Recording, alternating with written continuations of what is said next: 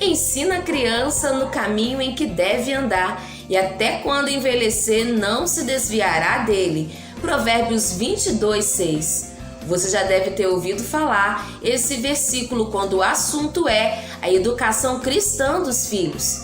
Porque é impossível falar sobre o assunto sem mencionar o conselho do rei Salomão. Mas fica uma pergunta: por que tantas pessoas criadas na igreja se desviam?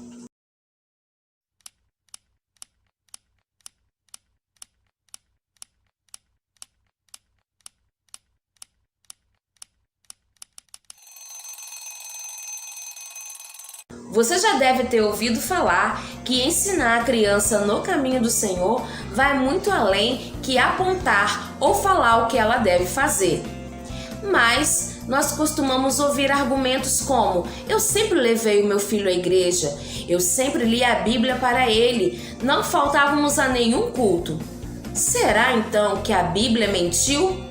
Já não é de hoje a tentativa para descredibilizar o texto sagrado e a relevância da Bíblia para os nossos dias, inclusive para a educação dos filhos. Muitos argumentam que o texto é antigo, que foi escrito por homens ou que a sua tradução não é confiável. Eu tenho uma máxima pessoal: toda falácia passará, mas a palavra de Deus permanecerá para sempre.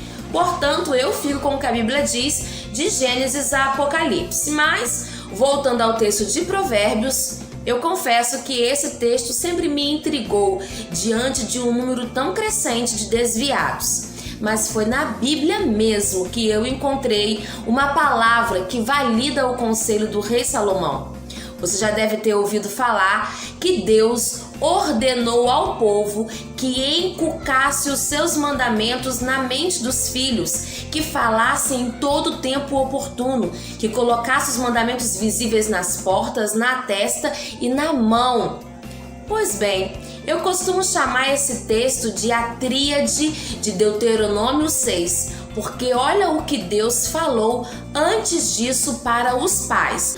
Ame o Senhor seu Deus de todo o seu coração, de toda a sua alma e com todas as suas forças. Que essas palavras que hoje lhe ordeno estejam no seu coração e ensinem com persistência aos filhos. Vamos destacar aqui 3 verbos principais: amar, guardar e ensinar.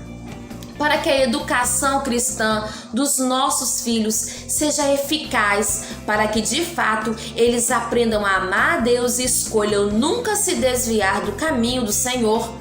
Antes de tudo, nós pais e ministros de crianças precisamos amar a Deus, guardar os seus mandamentos, para então ensinarmos aos filhos e às crianças além das palavras, mas com uma vida de devoção ao Senhor.